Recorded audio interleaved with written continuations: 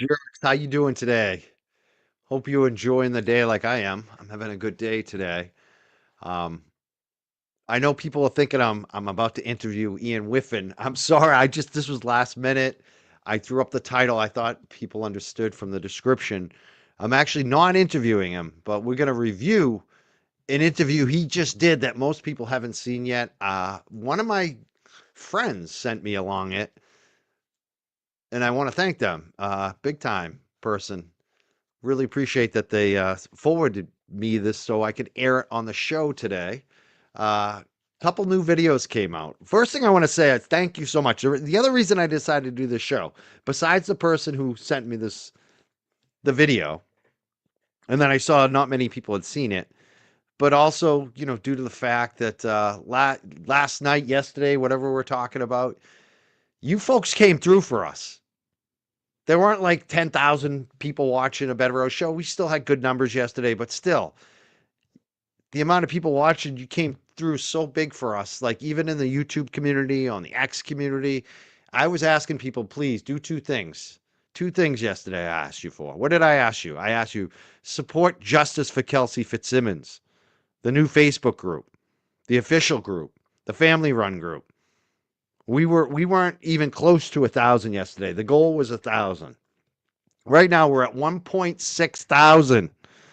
It's amazing. I just want to thank you all for joining that Facebook group. The other one, it was for Francis. I wanted to get some justice for Francis up in Haverhill, especially. I don't know if people have been following this. They've had a third police chief in like 3 days, basically. Two police chiefs had to resign or be put on leave because of all the stuff that's going on in Haverhill.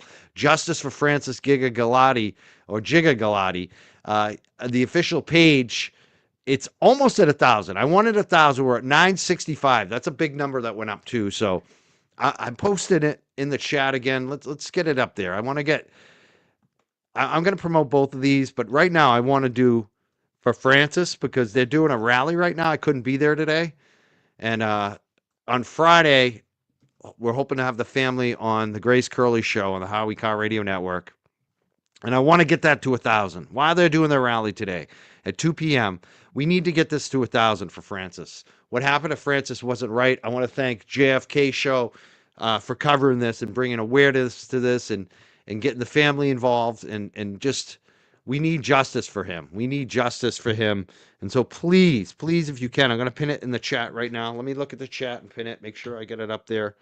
Let's get him to 1,000 today. Why they're doing the rally? How great will they be to come back and see that they made 1,000 today? That's why I did a show today too. That's why I'm like, you know what? Yesterday was such a good day with all of you following these groups and getting involved and seeing all the other YouTubers and X accounts. Everyone started posting in them and everyone's inviting their friends. That's what we need more of. You can invite all of your friends. Once you're in that Facebook group, invite your friends. It's so easy. And share it. Share it on all your social media. Make sure people know about this. And in the chats, if you have a YouTube chat that you're able to post a link in. I want to thank all our moderators, like Sherry D right now. She's posting the Francis Giga. She's posting it right now. She's also been posting Kelsey Fitzsimmons. Yeah. Yeah, thanks, JFK, for covering this for months. There has been a lot of drama going around, but the drama is secondary. Like, honestly, the big stuff is this. This is what I really want to be a part of. It's helping people. So today, this is the rehab tour. This is funny. Ian Whiffin and Cellebrite are trying to rehab their reputation, it seems like. And it seems like they're trying to capitalize, not, turn something negative into a positive. I would have thought they would just ignore this and pretended it never happened. But these videos have been put out by Cellebrite on YouTube. They don't have a lot of views right now, but I expect they will after we play them today. Ask the Expert is the title of the first video. It says, examining the Karen Reed trial with Ian Whiffin, part 1. We're going to watch part 1 and 2 today together But these are new videos that they just put out. They're an interview with Ian Whiffin talking about the Karen retrial. I figured they would just like pretend it never happened because it's so embarrassing what happened to Ian Whiffin and Cellebrite, in my opinion, in both Karen retrials. But here they are now putting out videos trying to change what actually happened, change the narrative, to change public perception of what happened here, and then try to capitalize on it. Interesting, interesting. And especially with some of the stuff that's going on right now with the Karen Read civil trial, it's interesting that he's putting out this stuff. So we're going to cover this. We're going to play it right now. Yeah, any PR people out here? I know there are a lot of women in here. A lot of women are actually in PR. A lot of especially professional women. I've always noted. Any PR experts in here? Because I just wonder, what do you think about this move? That they're actually Cellebrite, this big company, publicly traded company that was embarrassed in the Karen Read trial, in my opinion, are now putting out videos, interviews, Ask the Expert, Ian Whiffin, talking about the Karen Read trial. Do you think that's a good move for them or a bad move?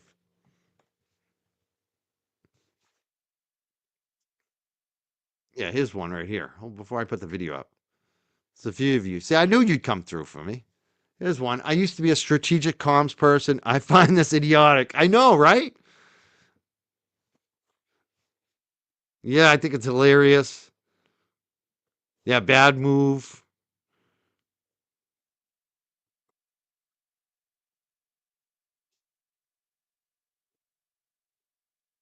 He cannot rehabilitate. Yeah, I know, right? No rehab. Yep.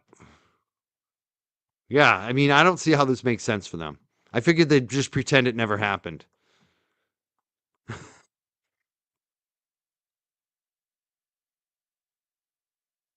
They just keep doubling down.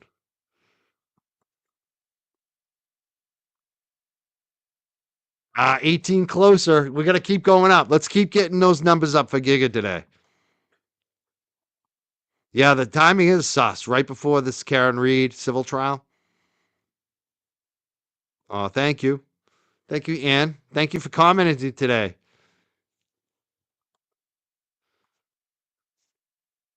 Did I watch it? Yeah, I watched some of it. These are short videos. They're not very long. I didn't watch all of it. And I'm also watching on my crappy phone. I got the iPhone with the worst speaker ever. The worst video. I'm getting a new iPhone. It's my iPhone really sucks. So when I watch stuff on the phone, it's not often easy to hear it unless I have the closed captions on and I'm looking at it. Um, I heard a little bit of it. I'm gonna have the headphones on, so we're gonna get a good listen to it here.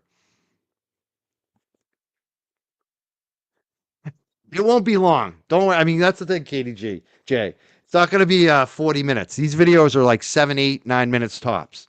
There's only two of them. So this is not going to be a full hour of Ian Whiffin. So don't worry about that. You can, I think anyone can handle him for 7, 8 minutes, and then I'll come back and we'll play the next one. And someone's bringing attention to the idiocy. Yeah, that's exactly it. Yeah, that's exactly what they're doing. It's like giving us content too. I mean, I guarantee I'm not going to be the only show that's going to be playing these, right? I mean, how many other shows?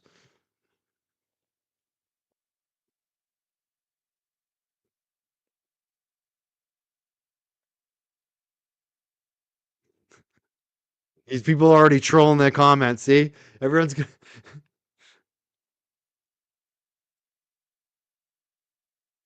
Someone said I'm totally here for this. Me too. I'm looking forward to this. They are short videos. All right, let's do the first one. I got an itchy ear. Let me have a cup of coffee, little sip of coffee. Oh, a couple other things. I think I've already said this a bunch of times, but I want to make sure people know. 6 p.m. tonight, Mazza Media. There she is. She's going to be there. Nan Laferio is going to be on Mazza Media tonight at 6 p.m. doing a huge fundraiser for Kelsey Fitzsimmons. I hope everyone joins us. I'm going to be jumping on as well, hopefully. I'm trying to time these around my girlfriend. She's got a big business weekend. She's doing a dog sit, a kind of a complicated one. So I've been trying to help her out, but I'm mostly just covering the home front here, and she comes in and out. So depending on timing, I'm not sure how much time I'll be on Mazza, but I'll definitely be on there at some point. And I know LaFerrio is going to be there, and I'm really looking forward to tonight. Kelsey Fitzsimmons fundraiser, 6 p.m. Mazza Media. Please, please be there. And tomorrow night, John Como, Canton Chronicle, 7 p.m.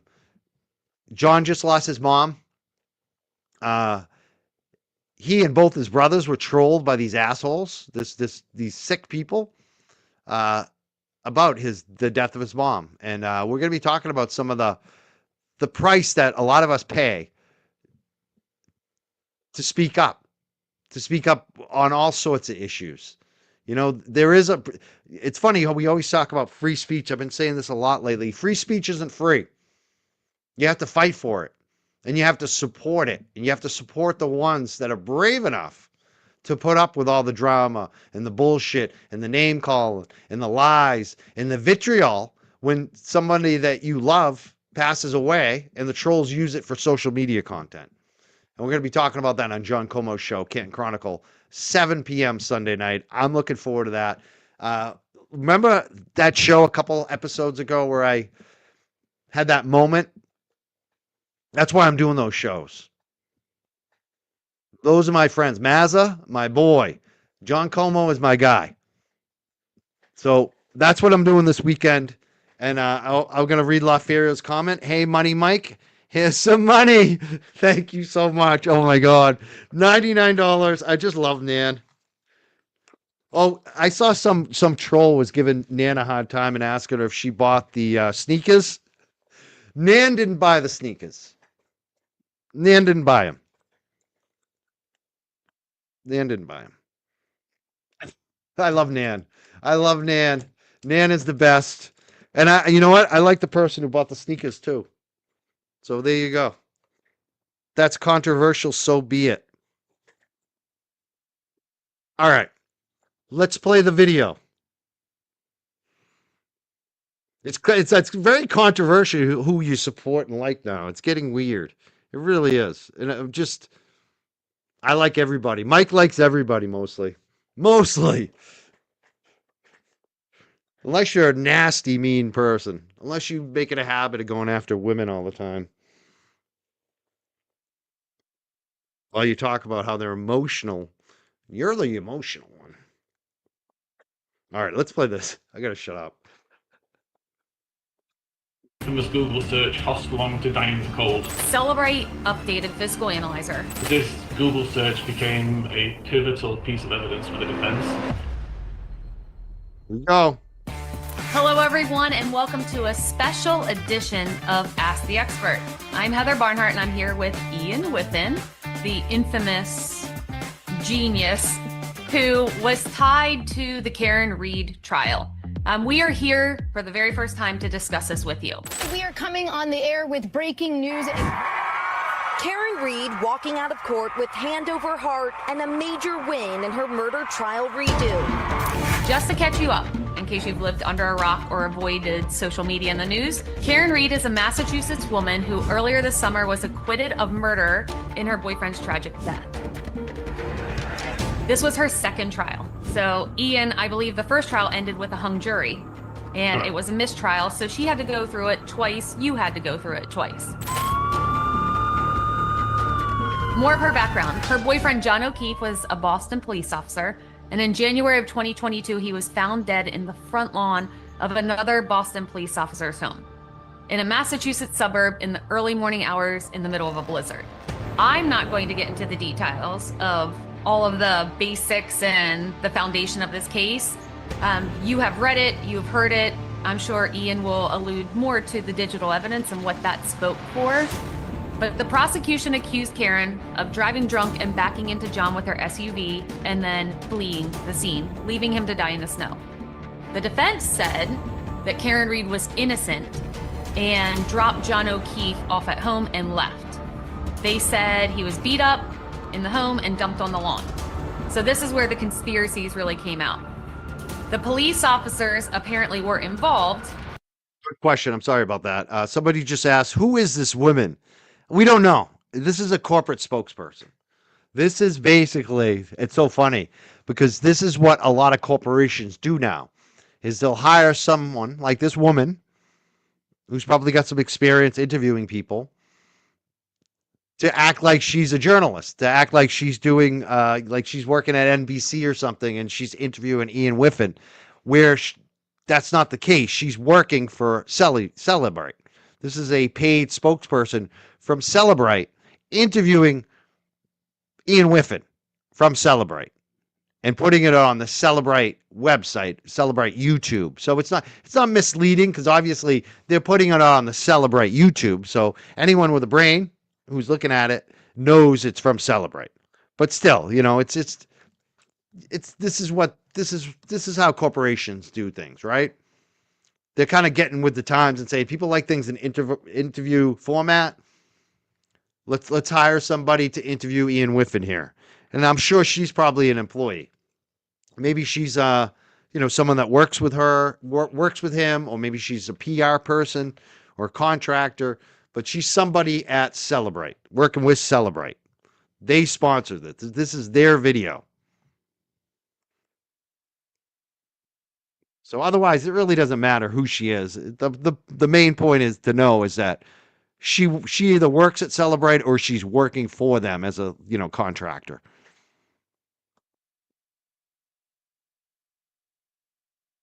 All right, let's play this. And her name actually, it does say it at the bottom. Her name is Heather Barnhart. We should look her up, actually. I will look her up during this. And covered it up. So everyone has their own opinions. We've seen them all over social media, but that's really the basics of the case. This case is like a super onion with so many layers. The more you peel back, you're like, what is actually happening? It was a media circus, extremely high profile, and our very own Ian Whiffin was kind of the ringmaster at times. He is a senior director of forensic research at Cellebrite. So she's a smart person. She's got obviously she's a senior director of digital forensics there. So she's got some experience. Yeah, senior. I'm sorry, I just lost it. It's on LinkedIn, but yeah, she's a curriculum lead, faculty fellow. She's an author, so obviously she's got some bona fides. I'm just reading some of her bio here on LinkedIn, but she works at Cellebrite. It looks like she's on a similar level as Ian Whiffin. All right, let's get back to the video of that circus. So Ian, seriously, I applaud you, one, for your patience and not flipping out. I know many times I wanted to flip out on your behalf.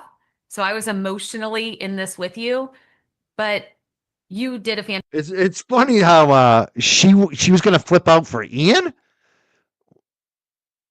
What? What? Like what? Like what? I don't get that. Like what was? You think like maybe flip out for Karen? Was Ian Whiffin on trial?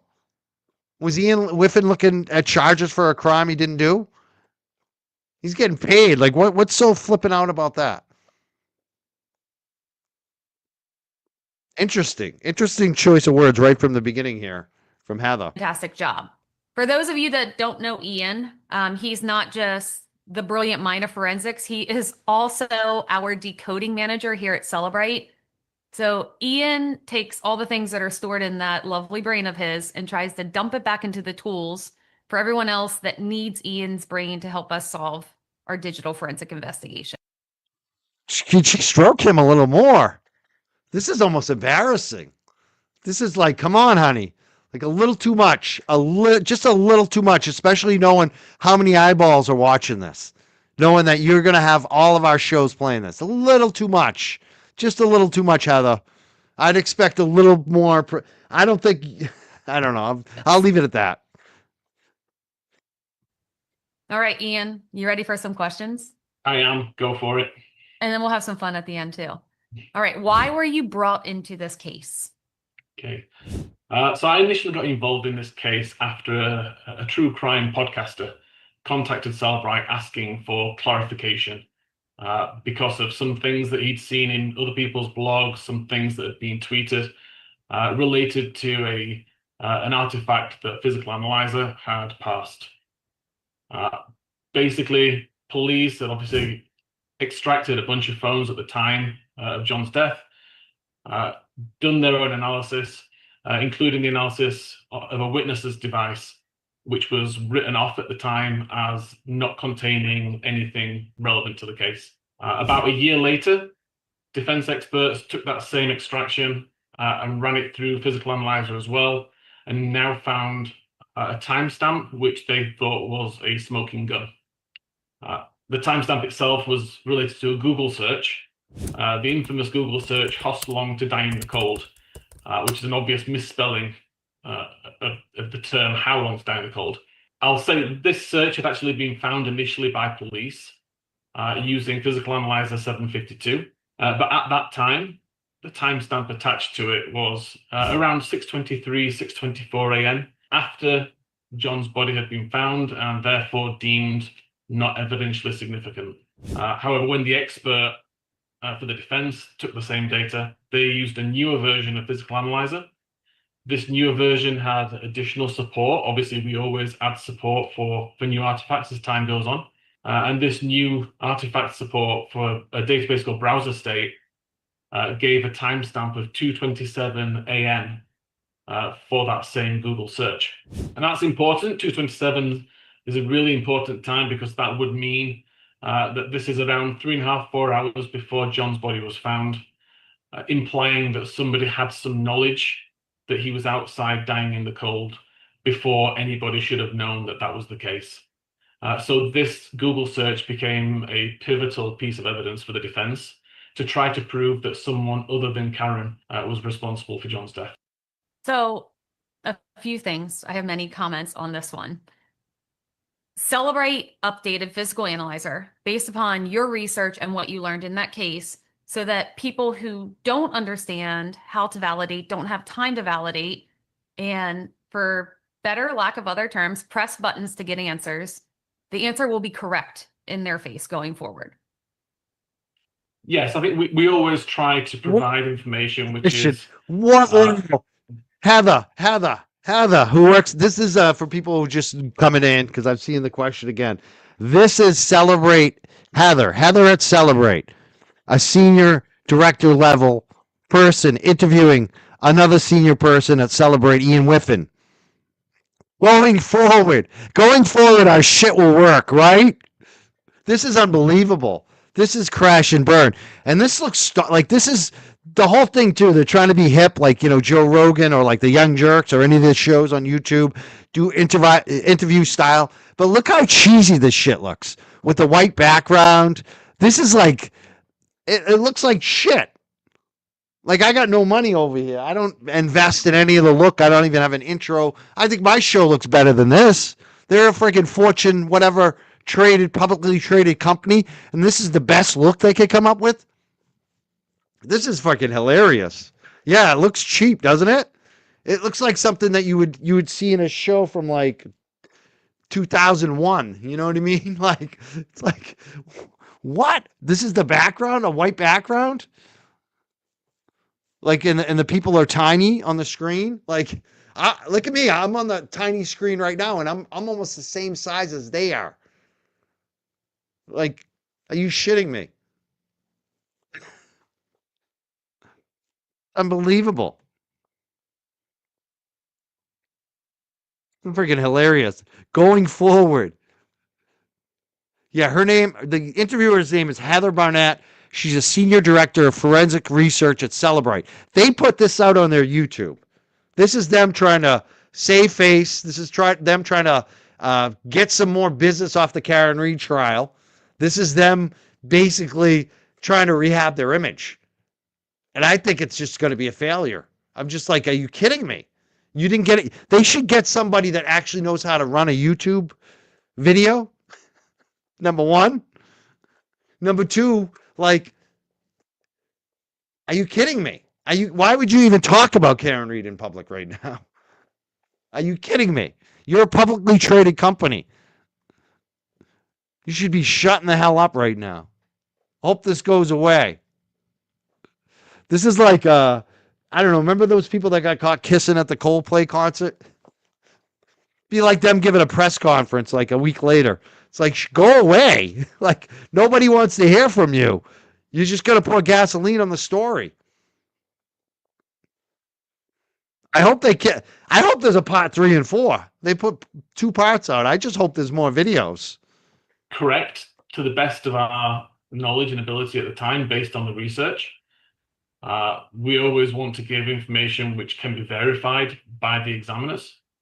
And in this case, once I started to look at the data and look at the evidence, I determined that the timestamp in the browser state database was related to the time that the tab, so the browser tab actually took focus, and not the time that the search occurred or the navigation event occurred.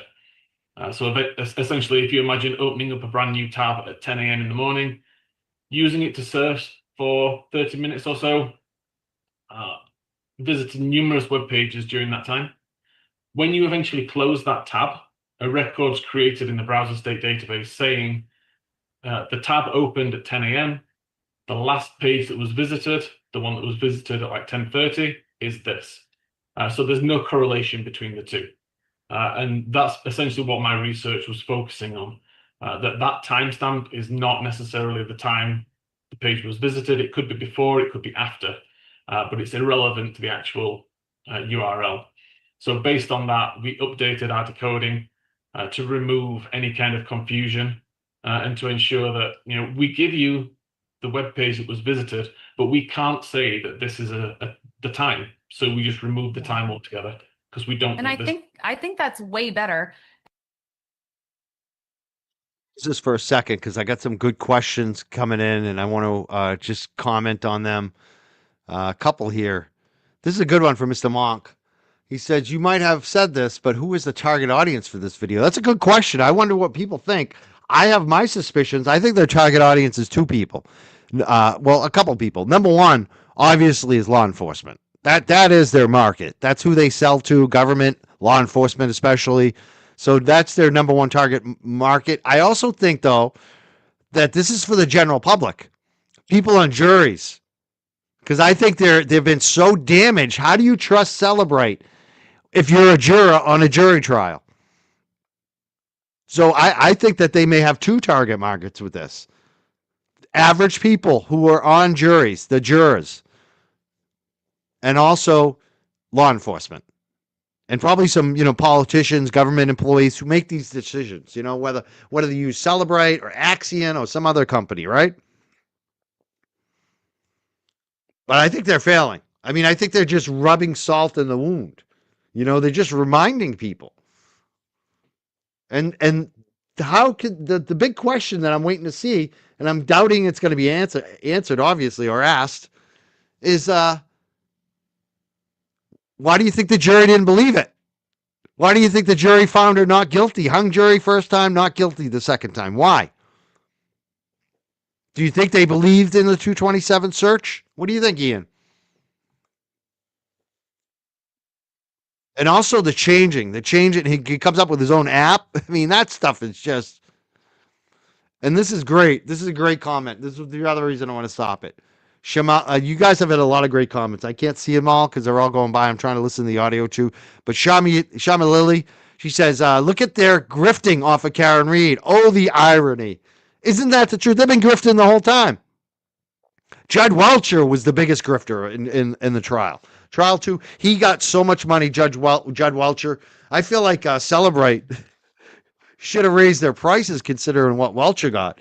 But geez, they're all friggin' grifting. And the Karen Reed trial for a lot of us just kind of exposed the deep state witness, the expert witness industrial complex, because it exists. And this company Cellebrite and some of these other Aperture, they're all part of it. Pay to play experts. You can buy these people. They'll look and sound like experts. They'll say what you want, right? They know what they're doing.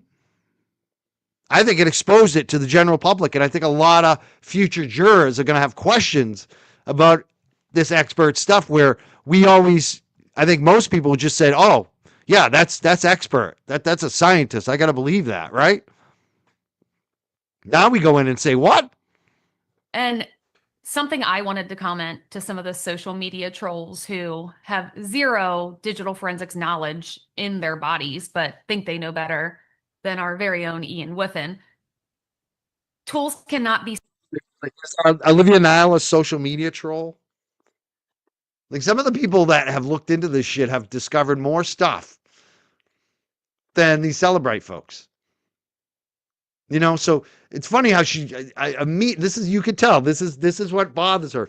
This is why she felt bad for Ian Whiffin. Now we know. Thank you for telling us, Heather. This is what bothered Heather. It's not that Karen was on trial for murder for something that she didn't do. That didn't bother her. What bothered her is that we were online, social media trolls. That's what bothered her the most. That's what she got all upset about. I don't know if they have any PR people at Cellebrite. I would think that they would have someone that knows how to do sales, marketing, public facing, public communications there. This ain't cutting it. This lady is not a good representation of your company, Cellebrite. She's probably really good at the technical stuff, but she's not somebody that you should have had asking these questions. This is a shitty question to ask. All it does is pour gasoline on the whole thing. What a joke. You're attacking us?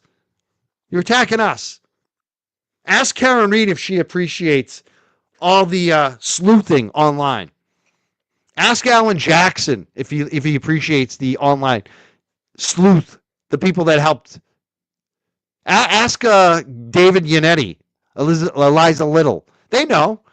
The social media sleuths really did help. They helped Karen Reed immensely. And I know that it's even to this day, right now with the civil trial happening, Karen Reed and her team appreciate the info that the community provides to them. Because it's not just like one eye or five eyes watching, it's thousands of us. And it's made such a big difference, and that's what bothers her. That's what bothers Cellebrite. They're upset that we got involved. This publicly traded company. Static in nature. A static tool should never be used in a forensic lab ever because technology is constantly changing. These apps change, browsers change, and we adapt to it. So we have to just keep the research going and keep feeding our tools and making them better. Of course. But how have you done that, though? That's the problem, Heather. Isn't that the problem, Heather? You updated it after the fact. You updated it after you found out that there was some type of problem that was going to cost your law enforcement partners issues, right? The people paying the bills, the conflict that you have.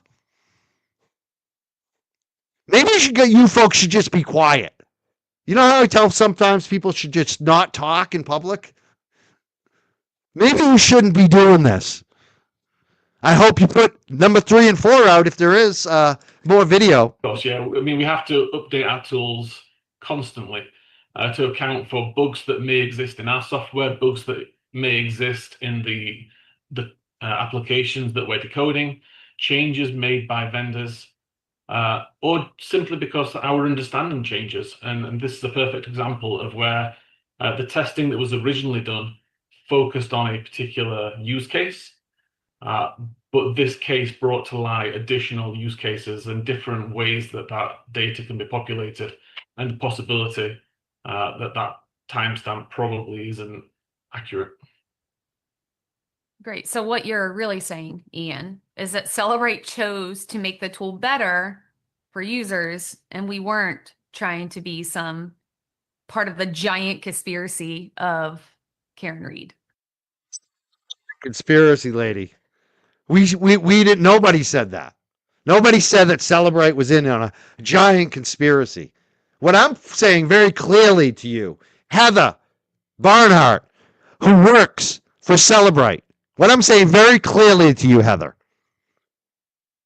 I'm sure you make a lot of money over there. You're a senior director of forensic research. I have a feeling you make a lot of money, probably more than I even make on this channel, right? Nobody said that. What I'm saying very clearly to you is you have your company has a conflict of interest to help and back up your law enforcement partners, who in this case was Norfolk County DA's office and the Mass State Police, who are paying your bills. And we see it. And you changed your shit to help them. Whether that was malicious, intentional. I'm sorry, I'm yelling. Maybe I'll turn it down. Am I yelling too much? I'm getting too close to the mic. Oh man, I'm just fired up. Oh God. You know what I'm saying though? This is just ridiculous. They're attacking the social media.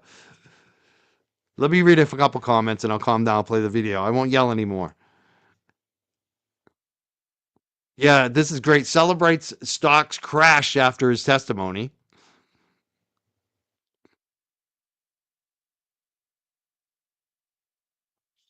Oh, thank you so much. She did work for the FBI. So she worked for the FBI as well. Let me read this one. Heather works for Cellebrite. She is in forensics too. Yes, we read that. She was on the Idaho 4 case, interviewed on many TV shows.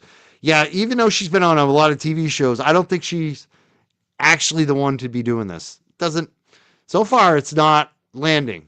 It's actually having the opposite impact, in my opinion.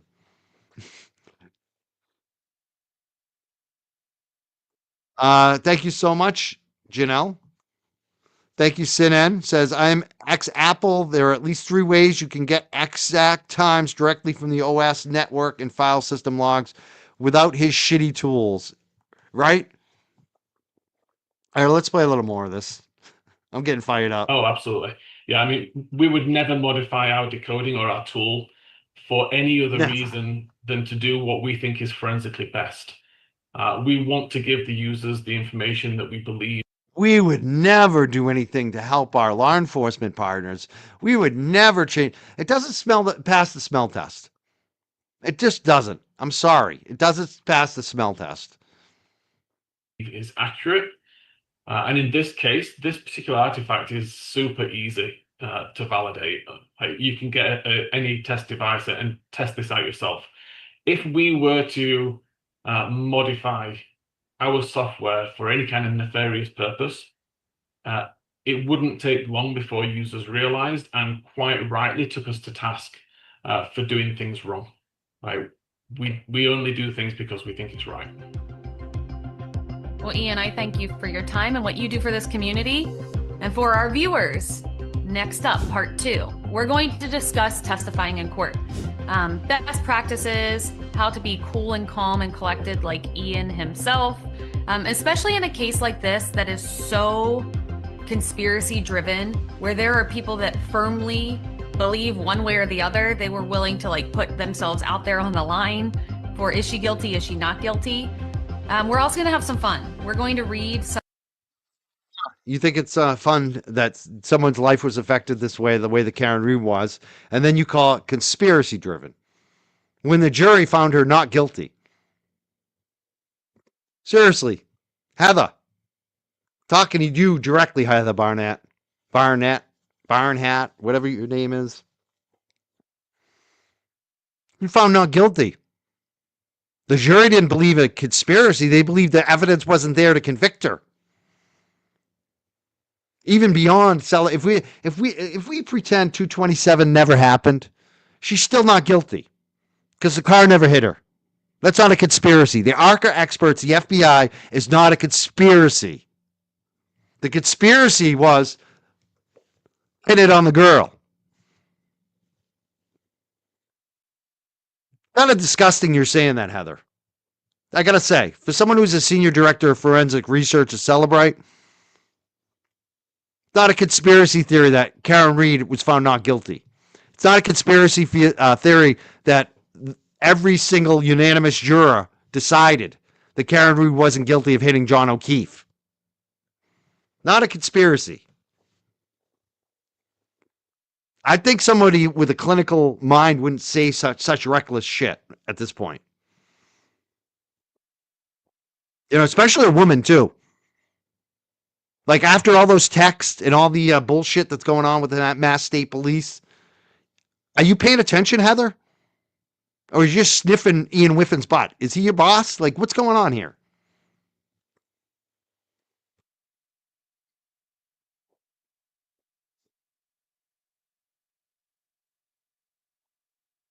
All right, let's play part 2. Hopefully there's part 3 and 4. Hopefully that they're that stupid. This was another level. Let the evidence speak to you. Karen saying that I was right is... I just saw this tweet. I knew I was right with it. So what do you think? Hello, everyone. Thank you for joining us for part 2 of this special edition of Ask. What do I think? I think you're failing. I think you're both failing in public. I think you look like amateur. I think your video presentation looks amateur. I think it looks worse than what I have going on. And I don't invest anything into my shit. You know what I'm saying? Like, I need a new mic. Everyone keeps telling me I need the new mic. You know, it's... Are you kidding me? Are you kidding me? The expert. I'm Heather Barnhart, and I have with me again Ian Whiffin, and we're discussing the Karen Reed case. If you didn't watch part 1, go back and spend the time to understand how Ian got involved in this case, some of the chaos behind it, and what the key digital evidence actually was. So Ian let the evidence tell the truth, and he simply testified to that truth. In part 2, we want... This might make sense. I think she might be above him. That's a good point. She's a director. He's a manager. So I'm guessing she's actually maybe his boss. So maybe that's why she's being so nice to him. I can get that. That makes more sense to me actually now. If that's the case, is she his boss? She wants to protect him, right? Now maybe that makes. Now I maybe have a little more. You know, I guess that, you know, I guess I have a little more understanding of what she's doing here. I think she's just trying to protect him, which I could see that's admirable, actually. You know, you always want to protect your underlings, right? So I think now I get why she's like this, actually. I can't blame her on that, but I got to say, the company needs to get somebody in there that's actually a PR specialist, somebody that actually knows how to handle a PR crisis, because this ain't it. This is not it. And this background, this white background, it looks terrible. And the little people, I mean, look how small my window is on the screen, and I'm almost as big as they are. Like, are they mini people over here? Like, yeah, they need to protect the company more than they're protecting Ian. Like that's what this seems like. It seems like she's trying to protect him, and it's not actually protecting him. All right, let's get back to it. I want to focus on that. So Ian was amazing in court. The judge was even smiling at you, Ian, when you were done testifying. I felt like everyone wanted to give you a round of applause. But in addition to this case taking its own life form, the Karen Reed supporters, all the noise at the courthouse, so much media chatter everywhere, you turned off your notifications. You were getting distracted by all of the noise. Before we even talk about how you prepared to do that, I will say, even in the Idaho murder prep, when I asked you, Ian, should I watch these things? Should I listen to these things? You're like, absolutely not. Isolate yourself. That was some of the best advice that I think all of us could take.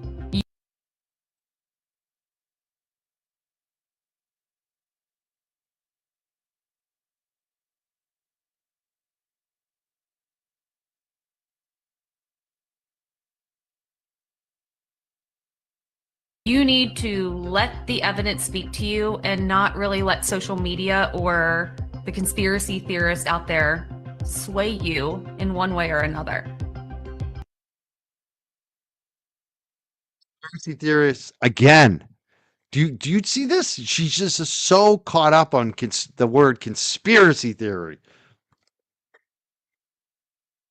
Was it a conspiracy theory that Karen Reed was found not guilty? Was it a conspiracy theory that like 80% of the people in Massachusetts think Karen Reed's not guilty? Is it a conspiracy theory that we've unearthed over and over again, similar cases like we just had on the Grace Curley show last week. We just had a serious attorney who used to be a prosecutor in Bristol County. So this woman used to put people in jail. She's a defense attorney now. She comes on Grace Curley show to talk about another prosecutor who was just suspended for 2 years for doing the same shit that happened to Karen Reed. Racial stuff, hiding evidence. Somebody innocent was, and in that case, her name was Frances Choi. She was convicted of killing her parents. She's been freed. She didn't do it. This other guy, this other relative did it. They made him the witness against her. It's the same thing. We see it over and over and over again. It's not a conspiracy theory. This is bad policing, terrible law enforcement, bias, people sloppy, people trying to just, whoever confesses first, whoever rats first. Usually the person that rats is the criminal. There's so much of this. I mean, I'm covering stuff over and over, like new stuff, old stuff. It's not a conspiracy theory what we're doing on this show. Not. None of this is conspiracy theory. It's frankly disgusting that she keeps using that word. Heather, not a conspiracy theory. I'm not a conspiracy theorist. We don't do that on this show. We have former prosecutors on this show. We have former FBI, DEA. I've had a U.S. Senator, Ed Markey, on the show. I've had 4 U.S. Congresspeople. I've had mayors, state senators, state reps. Do you think they're coming on a show that does conspiracy theory? Heather? Maybe you're the conspiracy theorist. Maybe Heather and Ian are the conspiracy theorists. All right, so we're going to talk about prepping, Ian. Prepping for this case, which we know you spent many, many hours doing. If you have not watched Ian testify, it's on YouTube, it's on Court TV YouTube, it's everywhere. I've had many students that come up to me after I teach for SANS and they say, hey, we make all of our new people watch this. Hey, we make even our trained investigators watch this. Because the way Ian can explain extremely technical details to, I think even my dad would understand what you meant, is astounding. So I personally... Not astounding to me. Because I'm not that technical, and I listen to this guy talk, and I don't understand what the hell he's saying. I got to be frank with you. I don't think he's good at it. I think this is kind of BS too. Like, I don't know. Everything so far has just been like complete ridiculous bullshit. And the number one rule in PR and in even doing shows like this is tell the truth. If you can't be truthful, don't say anything at all. Because if you're not being 100% truthful, people are going to notice it.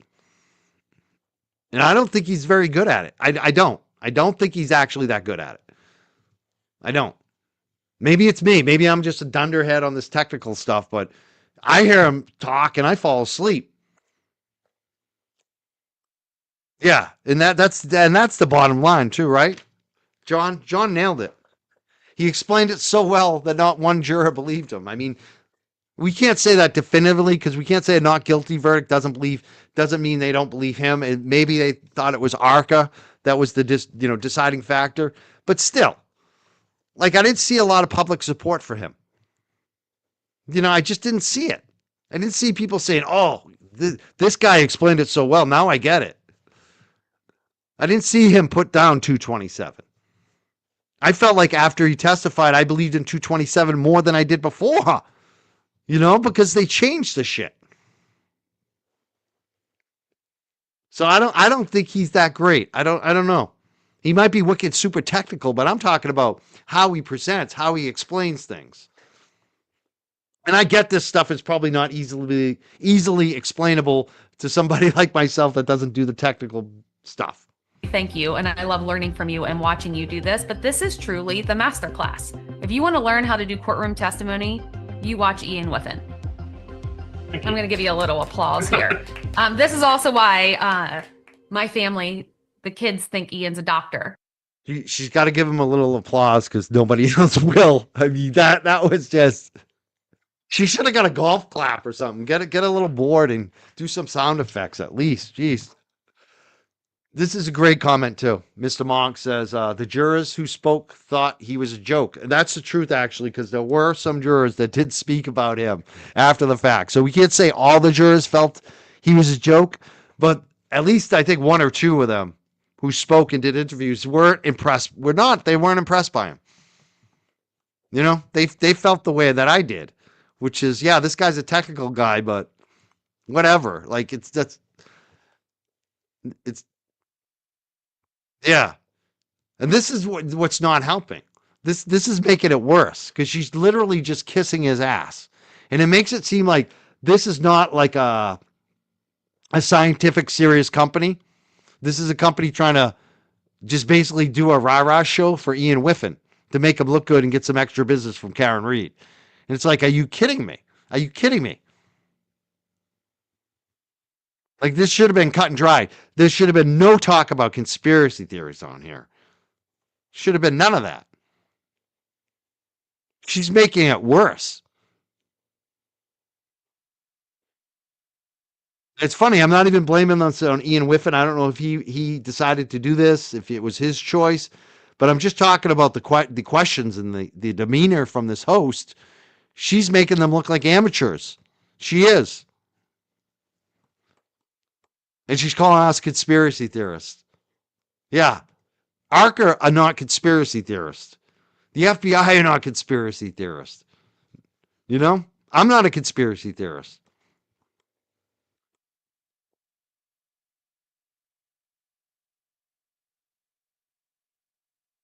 I wonder if they have lost contracts. I wouldn't doubt it, but you know, a lot of these companies are almost like monopolies. What are the other choices? There aren't many.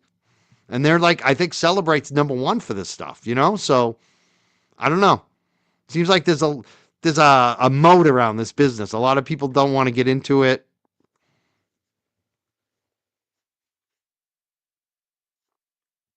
Let me read this question. Tennessee Jed says, how do they explain how their software systems say it did occur? All they did was remove the ties. I know. It's like,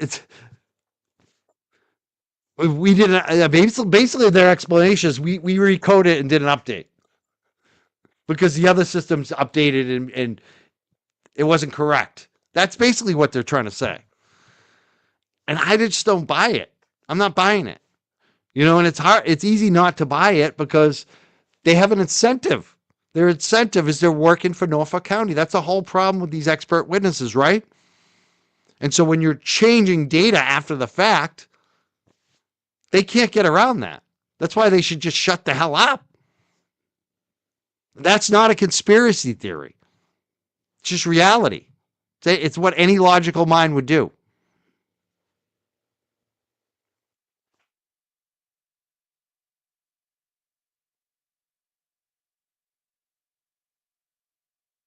All right, let's read this one from Noel. Says, in my opinion, this is only doing more damage to Cellebrite. Yeah, than the dodgy software update. Blink twice, Ian. Are you doing this? Are you going to be sacked if this doesn't work? I know, right? It's like this very much like a hostage video. Great point, Noel. This is a hostage. This is like Michael Morrissey. It's a hostage video. Kevin from South Boston said, you wrong. Ian is a decorated dude, probably. You wrong. Ian is decorated, probably. Decorated dude. Just a couple of decorated Cellebrites here. This is what this is. A couple of decorated Cellebrites. Heather and Ian.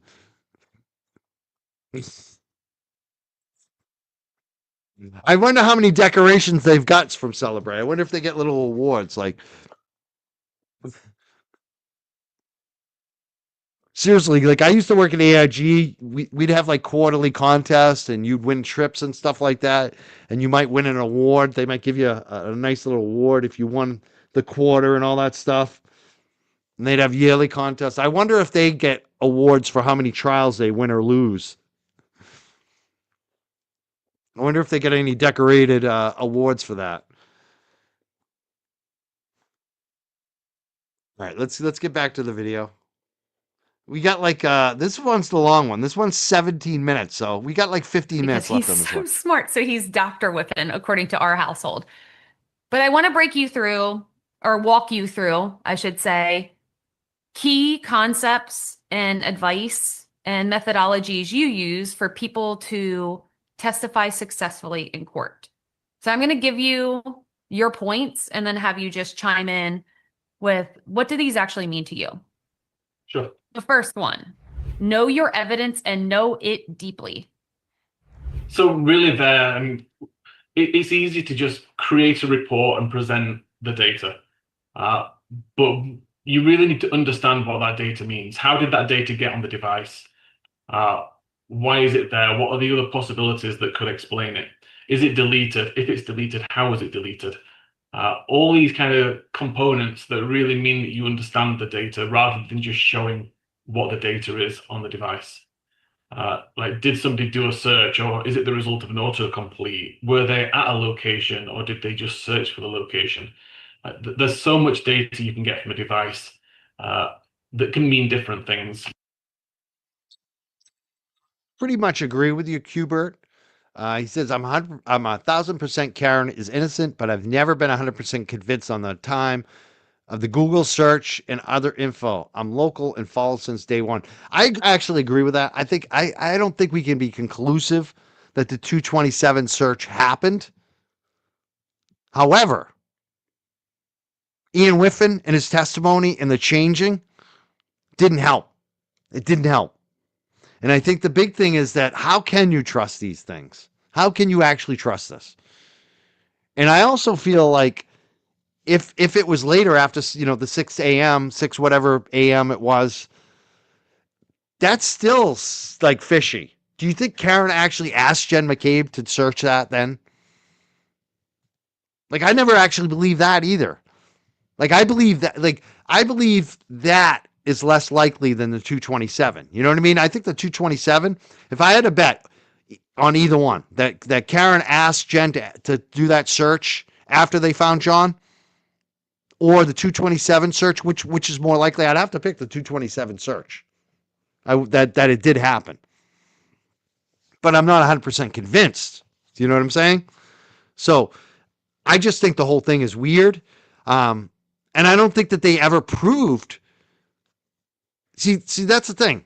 The prosecution, they could have slammed that down if they could have proved that Karen asked her to search that. Right? They never did. They never, because they couldn't prove it, because it didn't happen. And that's my opinion, and that's my opinion based on the prosecution's case. If they could have proved that Karen asked McCabe to make that search at 6-something in the morning, that would have been probably game over for Karen Reed. Right? And Jen was very specific about when and where and how it happened, and they couldn't prove it. And there were cameras, not body cameras, but police car cameras, right?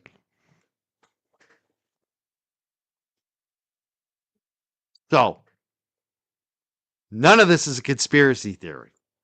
We're basing this all on facts and what was said, right? Yeah, there you go. That's a conspiracy theory. What Pure Duckery just said. Jen originally said Karen asked her in the back of the police car, then she changed her story. So who's got the conspiracy theory? Heather. That's the real conspiracy theory, Heather. Jen McCabe said she asked Karen in the back of the police car. Guess what? That was recorded. Never happened. Where did she ask her? There's a lot of video from that day. Why didn't the Mass State Police and the prove that she asked her that? That would have been slam dunk. That would have ended the 227 right there. Never happened. Let's play this a little bit. I may even step out for a second here. I'll be right back. But again, 6 p.m. tonight, Mazza Media. We're doing a big fundraiser for Kelsey Fitzsimmons. 7 p.m. Canton Chronicle. I'll be on Sunday night. Please make sure you like. I want to get him over 1,000. We got to get him over 1,000 in his group, Justice for Giga. And thank you so much, everyone who's been supporting Kelsey Fitzsimmons. The Facebook group has been growing enormously since last night. You really need to understand what you're testifying to. I love that. And I've been feeling the pain of that one myself. All right, next up, identify the make or break evidence. So make or break in quotes. Yes, I think this comes with experience. After a while, you start to recognize not just which artifacts exist, but which are the important ones, which are the ones that you really need to spend additional time validating, verifying, testing, researching. If it's simply like an SMS message, for example, that exists on the device, it's pretty straightforward. We know why the SMS message was there. So it may be really good evidence, but it's also really easy to explain. And I think everybody in the world understands what an SMS message is.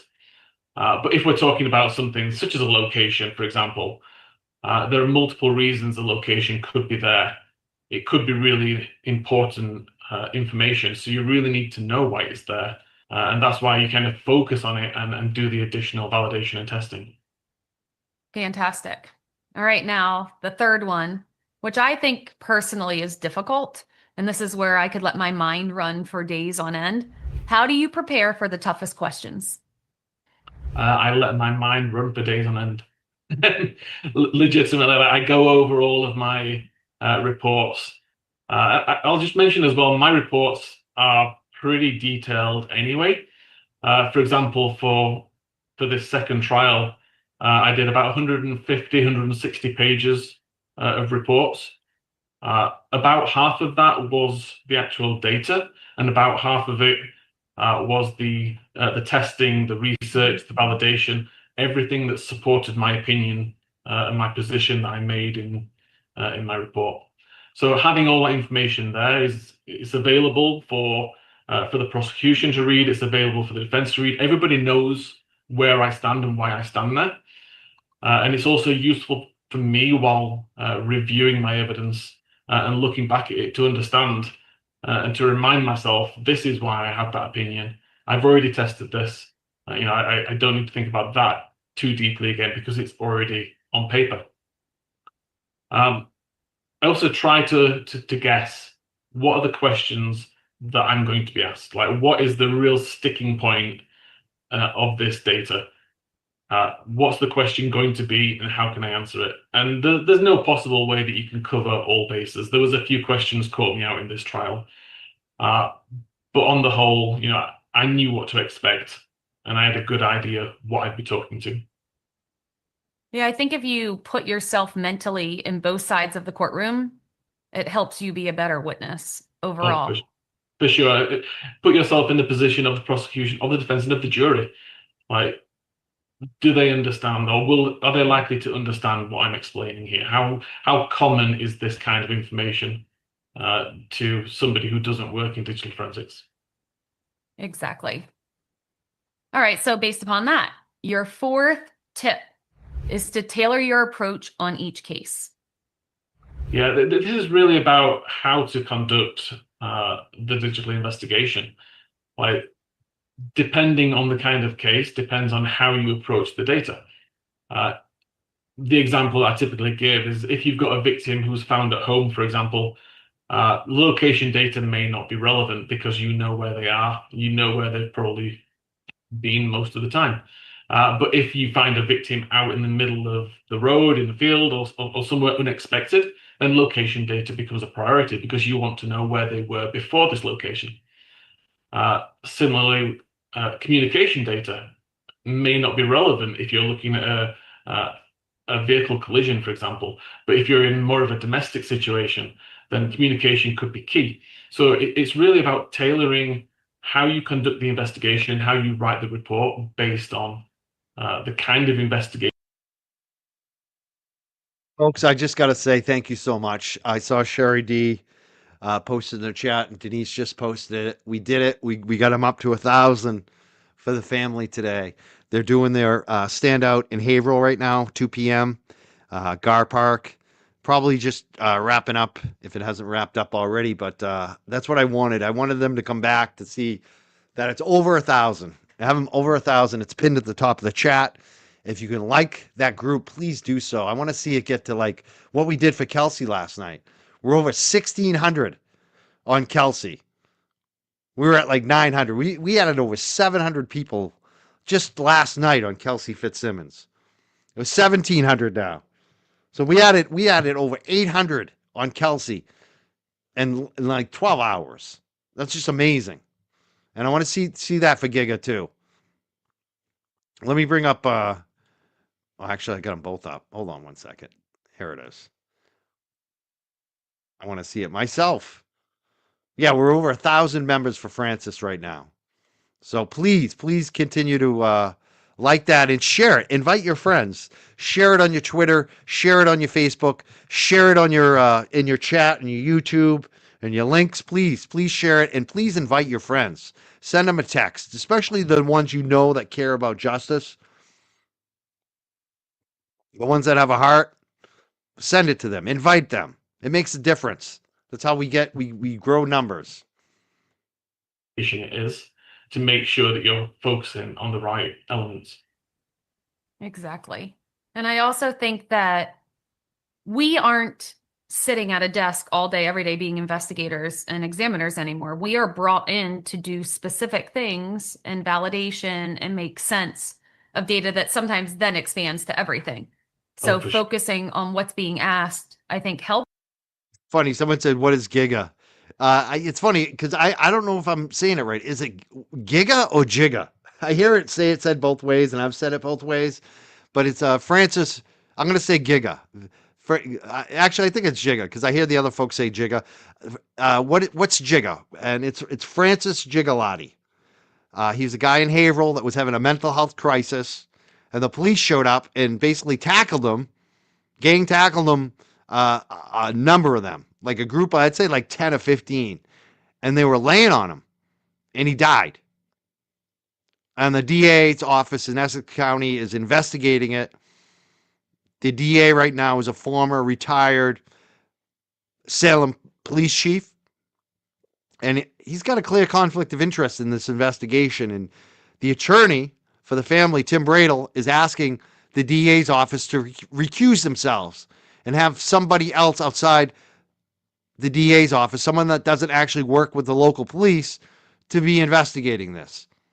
And we want to support this family. They're looking for answers. They don't have any answers on what happened to their son, the mom, or their cousin, their brother. You know, they don't have any answers. They want answers. And so we're trying to help this family get some answers. And since then, there's been a death of a young police officer, a female. And the police themselves, the local union, have put out a statement that was such an indictment on the Haverhill police chief that he had to be put on leave immediately, basically. And then he resigned, and their replacement, their interim replacement, then was put on leave. So the Haverhill police have their third police chief in like 3 days. So the Haverhill police are in crisis. They killed this man who was a nice guy, apparently, who was having a mental health crisis. And one of their own police officers has recently died. And we don't have all the details of why she died, but it seems like mental health. So there's a lot of mental health crises going on in Haverhill around the police department. And we're trying to bring justice for him. And the family really appreciates it. And that's what we're here for. We're here for the families, for the victims. So if you want to support transparency and disclosure and help this family, please join that group. It's pinned in the chat right now. And we're also doing a fundraiser for Kelsey Fitzsimmons tonight. That's going to be happening at 6 p.m. on Mazza Media.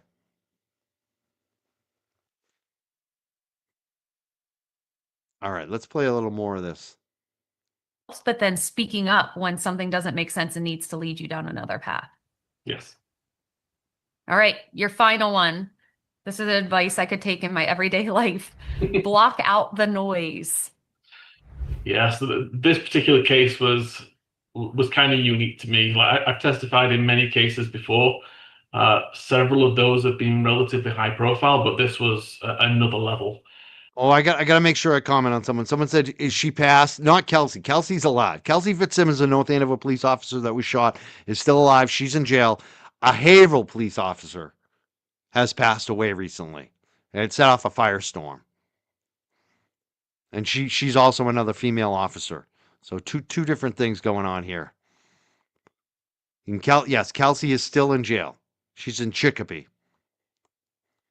And I know that Kelsey is appreciating all the support. A lot of people have been writing letters to her. Thank you for writing her letters.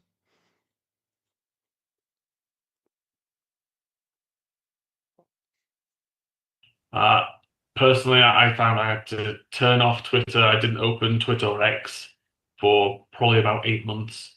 I was very careful other social media platforms I was using to block out anything that was related to the case. I didn't want to know, basically. I don't want my kind of opinion to be shifted based on what I'm seeing online. All I want to know is the data that's put in front of me. That is the data that I have to testify to and understand. I don't need that outside influence. So essentially ignore everything apart from these jokers again. This is not helping you, dude. You sit there and say, oh, it's the outside influence from social media that we had to block out that makes us professional. How come you're not addressing the outside influence you get from the Mass State Police and the DA's office who are paying your friggin' bills? Who don't like your data? Who didn't like your results? Who didn't like the 227 search? That, right? It's not about the outside influence. Unless you're talking about the DA's office and the Mass State Police and the fact that you changed the results because they didn't like it. That's the issue that you need to address today, Ian Whiffin and Heather from Cellebrite. But you haven't, and you're not gonna, right? So why the hell are you talking? Why the hell are you blaming it on the people who are watching at home saying you're full of shit? You sound like bozos. Did you really think this was going to work? You posted it on the Cellebrite YouTube. It got no views, no support. And now we're all going to run on you. Now we're all going to play it on our shows. I'm the first one, I guarantee. I guarantee you everybody starts putting these videos up, picking them apart. Because you sound like fools. For smart people, you are not smart. Like, it's just... I only have a BA, folks. I only have a bachelor's degree. I know better than these two eggheads. And that's what they are. They're eggheads. Too smart for their own good. the data. It also didn't help when you had a team of people reminding you of something they saw. I just saw this tweet. It wasn't helpful to you. So we apologize, Ian. We had your back all along. But look at that. So yeah, Ian didn't get caught up in it, but we did. We had your back. We were out there worrying about what people were saying. Geez, I guess the reputation stuff really matters to them. Focusing on all the wrong things. That's what you were so firm in your mind on, yep, I'm just going to ignore it. Me, I probably would have poured myself a glass of wine and walked right into that chaos and then cried into my wine glass. So good for you. Seriously. It's a lesson for all of us. But now we're going to do, historically, this has been called mean tweets. And I remember seeing Peyton Manning reading something awful about himself where someone said he looked like a horse. It was terrible to watch these celebrities read all of this. Ian, you're a celebrity in our household. So I am going to read these mean tweets or mean X's, whatever we call it, and see what you think about this. And the names are blurred out, okay? If you want, I could tell you, sometimes I can see how many views there were. I gotta say, this is going to be kind of funny. This is, I don't know, maybe this is okay, this part, because this is kind of funny. Who doesn't like mean tweets? If I'm ever on a show and someone puts up the mean tweets against me, I would laugh my ass off, honestly. I'd be like, this is good. This is because the mean tweets are always funny. But it's at the same time, it's like ask the expert, and all you've been talking about the entire time is conspiracy theories and social media and how unfair it was. I don't see how this is helping. I mean, this is going to be entertaining to me, but I don't see how it's helping you at all. Let's watch the mean tweets. And again, I haven't watched this part. I have no idea what's going to come up here. And there's a cuss word, so I'm gonna say beep. Okay. Ian Whiffin didn't explain. He misinterpreted data to fit the prosecution's case. He screwed up in the first trial and changed his testimony. And I want to know if anyone figures out, especially in the live, whose post this is. So if you know whose post this is, if this is like Aiden's Turtle Boys or let us know in the chat if you figure out whose post. I would love to know. I want to know who posted this. Cellebrite report for the second trial. Interesting. I don't believe my position changed at all regarding the Google search in trial 1 and trial 2. And but did you manipulate your report? So that was a TV. I presented the data from the device. That's funny. So that was probably a Miss Amanda Marie says that was a Turtle Boy tweet. That might have been. It looked like it might have been Aiden. Excuse me. It definitely looked like something Aiden would write. His writing style. I wonder if it was.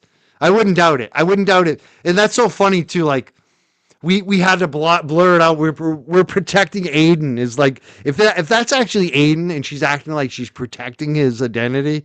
That's like hilarious. Like, please, are you serious? I wonder if that was Aiden. I wouldn't doubt it. Nice, and demonstrated my position.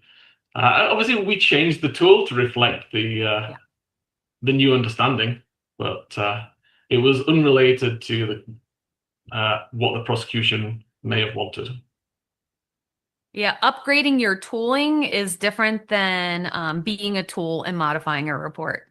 100%. So thank you for not. Only 79 views, Ian, so the world didn't really even see that person. All right, you ready? I can't wait. I want to know what you guys think of the data. Tell Ian Whiffin to get lost and go do his job at Cellebrite. Okay. But you did do your job. I did. You fixed the tool. Oh my gosh. I thought this would be actually a little bit amusing. But so far, these are like weak tweets. They're like really, like if you're gonna do something like this, do like at least some ones that you get a chuckle out of. Like she's like rubbing her lips like that, like like where's the joke? Where is this supposed to be like really mean or anything? I don't know. It's like mean tweets are like going after your mom or like posting your parents' divorce from 1972. The trolls did that to me. They posted my parents' divorce paperwork. That's a mean tweet.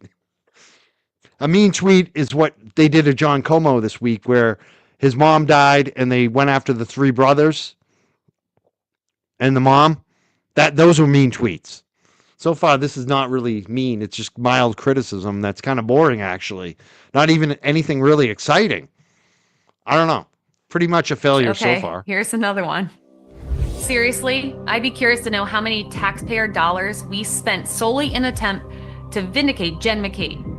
How much was paid to Ian Whiffin and Cellebrite to change their whole software to try to discredit the 227 Google search timestamp? Okay, I'm quite happy to answer this one. Was that really a mean tweet, though? Was that really mean?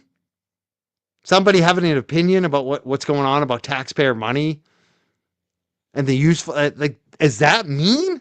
I don't find that mean. These people have very thin skin. If they think that's mean, they should sit in my chair for a day. Like, folks, that is not mean. That's like nothing. My flight and my hotel was paid for twice. Other than that, I received, and Cellebrite received, nothing. I love it. Okay. Doing it because you care about the data. Doing it because it's the right thing to do, for sure. Yeah. Make money, okay, fine. I mean, but at the same time, dude, why can't taxpayers have a say on how their tax money's spent? I felt like this was a huge waste of money. And I'm not the only one. A lot of attorneys do too. They think that the expert fees that were paid in the Karen Reed case were out of control, and especially related to Aperture, not so much Cellebrite, but still, why can't people have a reasonable question on that? That's not a mean tweet. And not saying If you're taking taxpayer money, you can't be mad when the taxpayer has a question about how money's being spent. I'm sorry. I don't take taxpayer money, but if I did, I would have some type of understanding of that. That some people are going to question it because they're paying for it. They're the customer. You know, anytime you have a customer, they have a right to question the cost. who was guilty or who was not. For the record, anyone watching, I used to always ask Ian, like, so what do you think? So what do you think? Like, I just wanted his opinion, and Ian's like, well, the data shows this. Exactly. That's all I can speak to. All right. Now this one, 54 views. Okay. 54 people around the world saw this. Ian Whiffin was not credible. Come on. You're not credible, Ian. So that is just like one of the weakest ones of all. Like, it's like you're bashing this person because they only had 54 views, right? But you cared. You cared about somebody that only had 54 views. Think how like petty that is.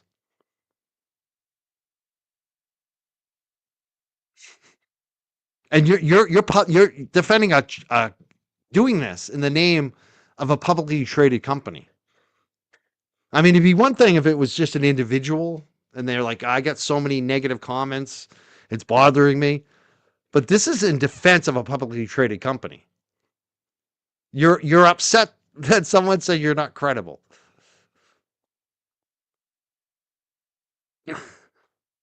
That must happen to me like 50 times a day. I don't even think about that. You know, it's different if it's somebody I know in the community, someone that I respect, somebody that, you know, that might have some influence. But just a random troll saying Mike's not credible, it's like, I might give him the finger. I might tell him off and block him or whatever, even unfollow him, just because I don't want to listen to it. But I wouldn't put that on the screen and say that's a mean tweet. And not even on my show, like not even on the Young Jerks, I wouldn't do that. And I'm not a publicly traded company. You know what I'm saying? Like, I'm a guy just doing it at home. I have no one to answer to. They have shareholders to answer to. This is crazy. When you're a publicly traded company, I like I said, I used to be a financial advisor. I think people know that. You have you have thousands and thousands. You have a board of directors. You have upper management. You have CEOs. You have all these people, all these attorneys, legal counsel. And then you have thousands and thousands of shareholders. Some of them include big corporations like Vanguard and Fidelity Asset Management. And you're putting this shit out as a mean tweet, like, that has like under 50 views. That's really nothing. All right. Okay. I mean, everyone has an opinion. 59 views. And that's another one. Like, you know, I got to say to Ian Whiffin, and that she's putting him in a not a good spot, because nobody wants to defend their credibility. It's not a spot you want to be in. Nobody wants to toot their own horn. That's smart anyways. I don't like to sit here and toot my horn. Sometimes I feel like I have to, and I have to tell more of my history and who I am, but it's not a place you generally want. It's not a show of strength when you're defending your credibility, especially when you're an expert witness. And she just put that up there. Like, oh, that's a mean tweet. That's a tweet that you shouldn't have put on the screen. It's not helping you. And I got to say, Ian Whiffin actually did handle that well. He said that's their opinion. He handled it much better than her. I'm giving him actually kind of a passing grade on this compared to her. And I don't want to bash on her. You know, she's a technical woman. I'm sure she does good at her job, but this whole thing is not a good look for them. And I'm really surprised that a publicly traded company put this shit out. Ian Whiffin didn't destroy anything except at Cellebrite's credibility. Okay. I mean, and she, that's the thing on this too. This is as fake as you can be. Right? This is what I'm saying. If you're gonna speak on something, be truthful. If you can't be truthful, don't speak on it. He's acting like this is funny. This is not funny to her. This is not funny to their company. A lot of people think that their credibility went down. It's not, they're trying to act like it's a big joke, but it's clearly not funny to them. So it's so fake. This is fake. This is like a fake laughter. You know, if this was Kevin from Yellow Cottage Tales talking about me or one of these crazy people, yeah, it's fine to have a laugh. That's not what's happening here. Their company has been damaged by the lack of credibility that people saw of their tools. And they're acting like it's a joke. Ha ha ha, look at these trolls. It's so fake. This is so fake. Look at her.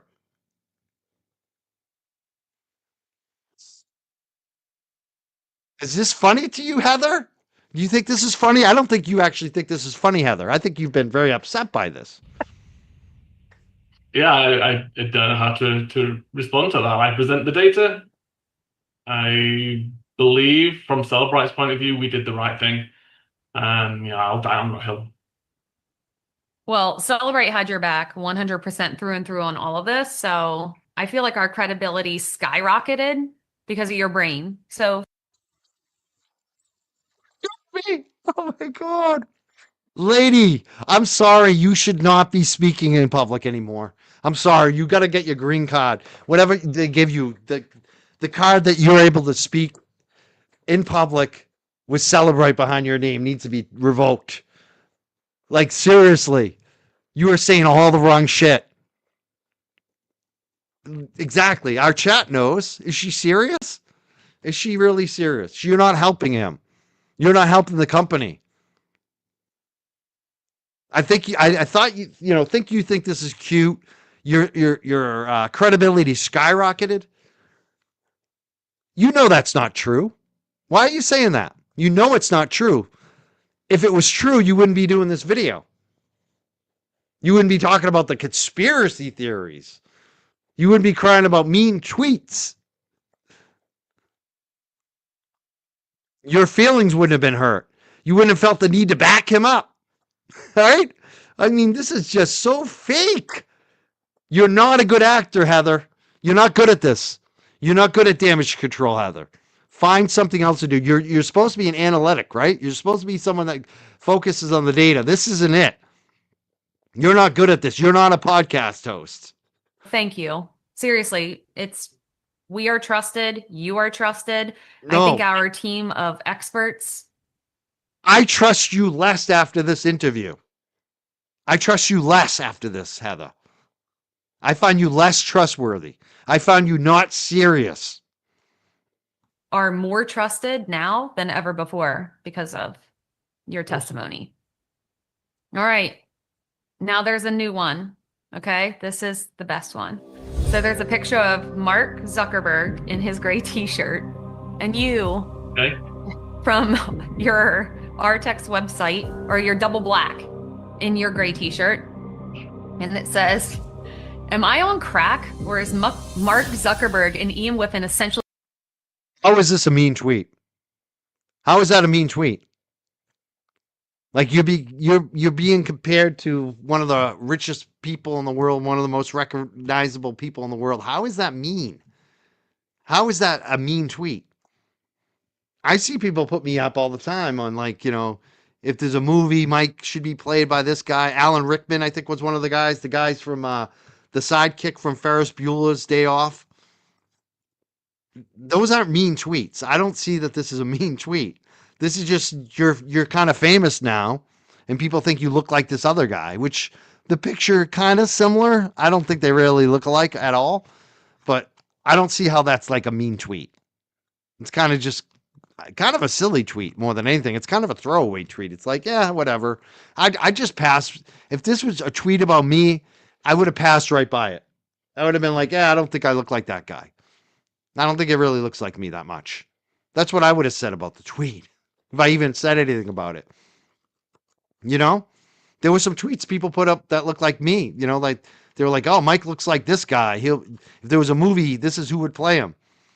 One of them, I was like, that guy actually does look a little like me, Some other people, not so much. It's like, whatever. People do that with me a lot, actually. I don't find them to be mean.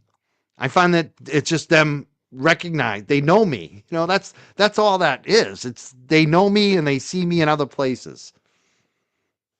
That's kind of being known, right? Not The mean. same damn person. Hashtag Karen Reed. My bank account would disagree. You do look alike in this picture a little bit. There you It's a go. very old picture. See, it wasn't that mean. You have the She same had haircut too, Ian. But Okay, so she's admitting, she's basically admitting now that it's not that mean of a tweet. you don't make as much money, probably. Guaranteed. All right. So beyond all these mean tweets and all this ridiculousness and All these not really mean tweets. I mean, really? Oh, I'm sorry. people just being social trolls, in the end, all over the battle of that 2:27 a.m. timestamp. In the second trial, Karen Reed actually said she was not having her defense expert return because Ian Whiffin was right. Are we going to hear from Richard Green in this trial? No. Why not? I believe the evidence is all out and in part from Ian Whiffin. How does it make you feel, Ian, that Karen said your name on the screen and said Ian Whiffin was right? So I mean, it was validation. I was already confident in my answer. I knew I was right with it. I was disappointed that the defense didn't put their expert on the stand to put his opinion across and to have that kind of debate and to evidence their position. But Karen saying that I was right is a close second. I'll take it. I love it. And I can't speak on behalf of Karen Reed, but how you did your report and the level of detail on what was on the device versus what was on your test device and how sure you were, that had to prove to her that she didn't need an expert of her own because you were an expert for everyone.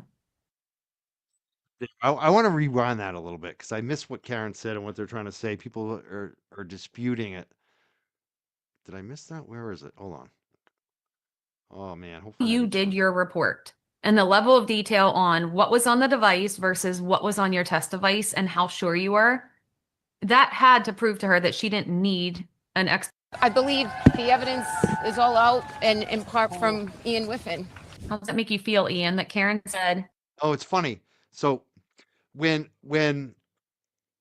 the general public supports Karen Reed, it's a conspiracy theory.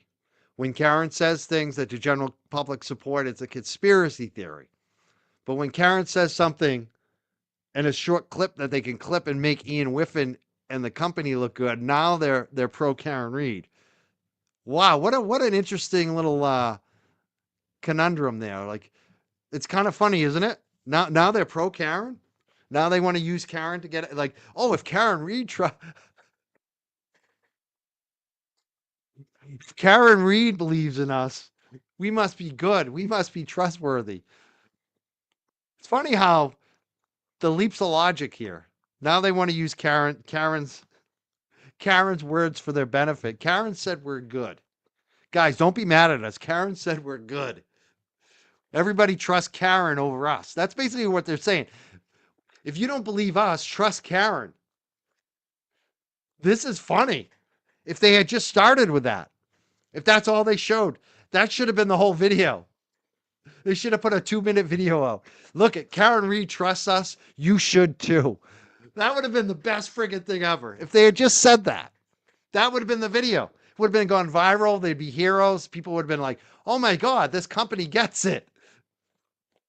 Right? Isn't it hilarious? Oh my God. Karen vouches for us. Cellebrite. Like, Karen Reed gives Cellebrite an endorsement. Please use our company again. They need Karen Reed. That's what they should do. Honestly, Celebrate. If you want your reputation back, call Karen Reed right now and ask her to be your spokesperson. We should give her like $1 million. Karen Reed comes out. I endorse Celebrate. You can trust Cellebrite.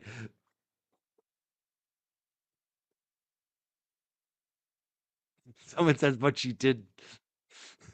Oh man, this is hilarious. This is friggin' they use Karen Reed for credibility. They need Karen Reed. They really need to hire her. Karen Reed, give her $1 million. She'll do a commercial. Your name on the screen and said, Ian Whiffin was right. So I mean, it was validation. I was already confident in my answer. I knew I was right with it. I was disappointed that the defense didn't put their expert on the stand to put his opinion across and to have that kind of debate and to evidence their position. But Karen saying that I was right is a close second. I'll take it. I love it. And I can't speak on behalf of Karen Reed, but how God, I love this. This is so classic. Oh, after saying all the Karen Reed supporters are conspiracy theorists, now they're gonna take Karen Reed. That's the second best thing. Please, Karen Reed, endorse Celebrate.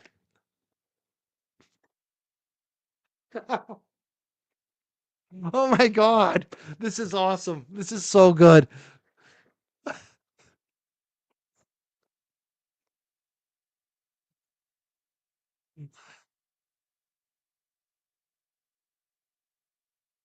I can't believe they did that. This is the best ending.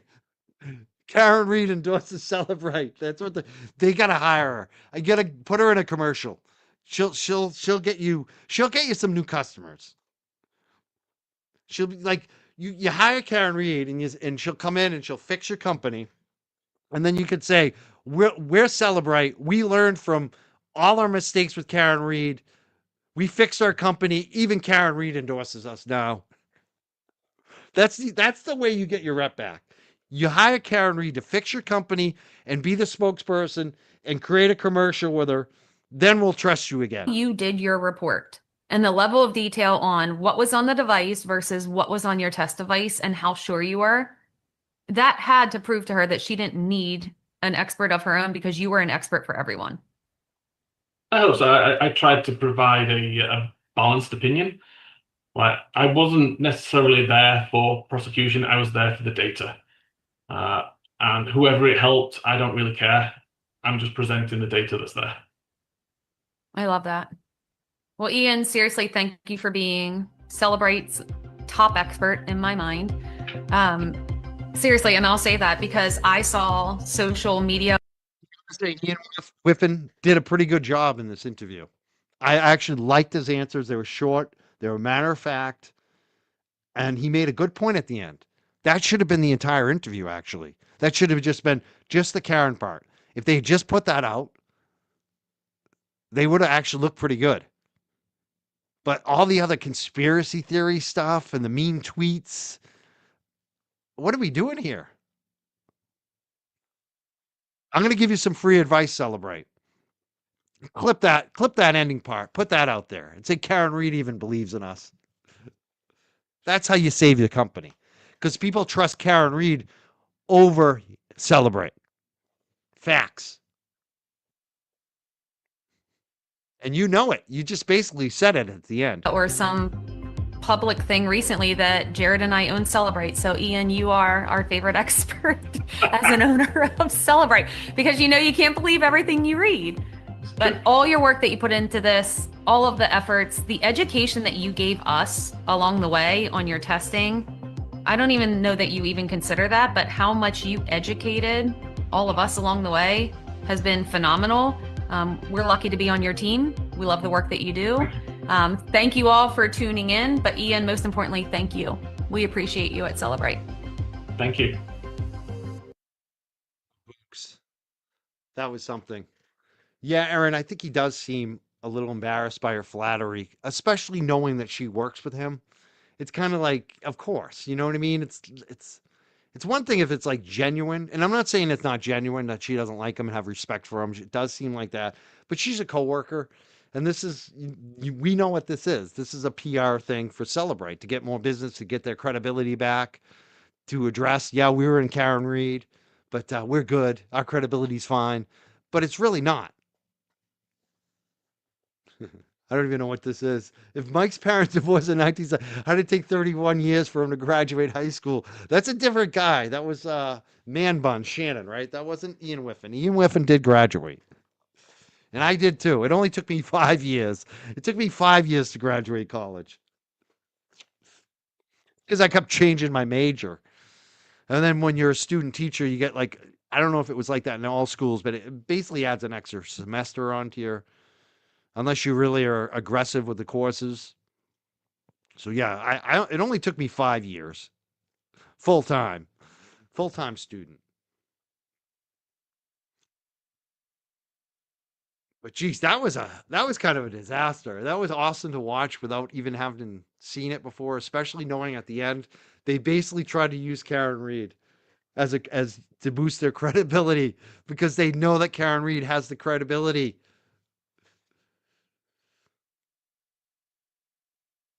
I mean, Ian Whiffin and Celebrate, if they're smart, they should be calling Karen Reed on Monday and saying, Karen, come help us fix our company and get our credibility back and do a commercial for us. Because I mean, that's what I got from that whole video right at the end. That was the only part. And I got to say, Ian Whiffin was pretty good there. In all of this, he was the best thing out of this. And I don't want to bash on Heather. I'm sure she's a very good senior director of forensic research at Celebrate. But this was not good. This whole interview was not good. Just truth. That's the truth. And I do want to support her. You know, someone that's in a woman in data and forensics and science. I love to see that. I really do. And I'm glad she's successful, but this was not a good look for her. And I hope nobody harasses them. I don't want anyone harassing any of these people. Just, you know. All right, I'm gonna probably wrap it up here. I want to thank everyone who's been watching and super chatting today. Oh, Janelle, I love that you posted. But she says, Mike, I went to high school with Francis Choi, Brockton High School of 2003. We had English class together. I will never forget it. Love you and your show. Oh man, I just hit up one of her lawyers today, actually, because I want to get that legal team or Francis on my show if possible. So Janelle, if you have any contact with Francis Choi, please reach out to her. Let her know I would like to speak to her. If she'd like to come on the show, I would love to get more support for her because what she went through is so terrible. And I know her story's been told many times, but I want to tell it. I want to tell it on this platform with our locals, and I think she would get a lot of support here. So if you do know Francis Choi, please let her know. And I got a special place for Brockton too. I did a little observing when I was a student teacher. I didn't student teach there. I was actually a student teacher at Whitman Hanson, but I did some observing of classrooms at Brockton High. And I have wrestled there before the Bay State games. I blew up my knee actually in Brockton High's gym during the summer wrestling in the Bay State games against a kid who was pretty good. I was winning. He won the gold that day because I blew up my knee. I think I was winning that match. He's a pretty good wrestler. But yeah, so I have a special place for Brockton High, Brockton Boxers. Love them. Great athletes, great school. I would love to speak to Francis Choi. If you have any opportunity to reach out to her, please do so for me. Yeah, there is another company called Axiom. There's really like 2 companies, as far as I know, that do the stuff like this. Am I still handling dogs? Yes, not as much though. Not as much. You know, I had a walk this morning. You know, before I used to do like 10, 11, 12, 13 walks, sometimes 15, up to 20 walks a day. It was crazy. And then during Karen Reed, I started to dial it back. I was doing like 8, 9, 10 on like busy days.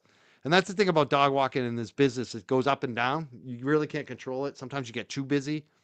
And so now I'm way down. A lot of my dogs have passed away. Some of my owners have passed away. Some of my customers have moved. So I haven't tried to replace, so I don't have as many dogs that I walk now, but I'm still doing it. And my girlfriend still does it. She's dog sitting right now. But I'm trying not to have such a crazy schedule. Dogs always get along. No, they don't. And that's one of the things with dog business is like we always make sure we know everything about the dog. We got to have their health and safety first, their well-being, make sure they're happy. And so we make sure that, we make sure, and some dogs get, and that's what I usually tend to walk is the dogs that don't get along. A lot of the bigger dogs. My girlfriend does a lot of the group walks. It's more money, less time, but those dogs have to get along. So I end up walking a lot of the dogs that pull, that don't behave. The bigger dogs, I can handle them. I'm good with them. Dogs love me, so yeah, really depends.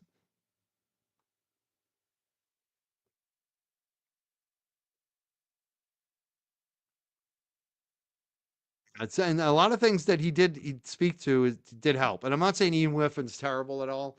I'm not saying Cellebrite's terrible. I'm not bashing on that company. I'm just saying I don't think this helped. I don't think this interview helped. And I don't think that 227 was settled by them. And I think it's obvious why. We all know there's some type of conflict of interest when you have expert witnesses that are paid by the prosecution.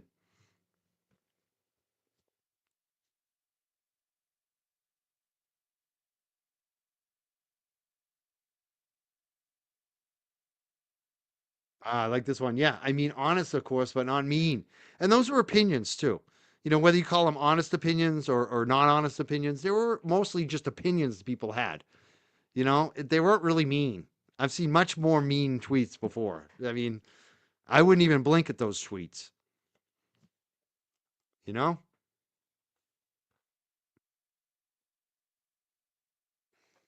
All right, I'm going to be live at 6 p.m. on Mazza Media today. I hope everyone watches. We're going to do a fundraiser for Kelsey Fitzsimmons today. I'm looking forward to this with Nan LaFerrio. And there may be some other surprise guests. I don't know. Mazza's asked some top quality people. You never know who's going to show up. So we'll see what happens today. I hope people check that out at 6 p.m. on Mazza Media. Make sure you subscribe.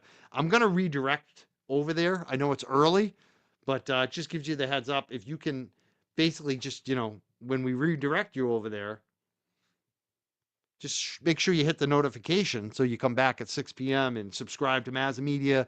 Give the video a like if you can. I want to support Mazza as much as possible. He's been a great friend, a great supporter of Karen Reed, and now he's in with Kelsey now too. He wants to support Kelsey. I want to thank. We had a donation the other day. I might have thanked her. I'm not sure. Rena L.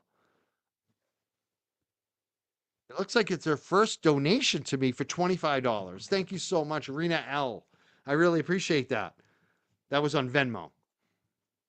Thank you, Rena.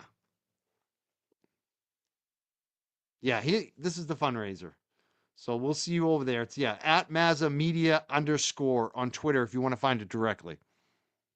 But we're going to redirect from here as well. And I want to thank our mods. I want to thank Sherry D. I want to thank Jen O. I want to thank Stephanie MJ. I got them all. Stephanie MJ, Jen O. And Scott McGinnis and Sherry D. I think I got them all. If I missed anyone, I apologize. I love our mod team. Thank you, everyone, for sticking with me today. We had 1,000 people watching last minute unannounced show. I love when that happens. Thank you so much. We'll see you at 6 p.m. Have a great rest of your day. Hopefully, I'll see you at 6.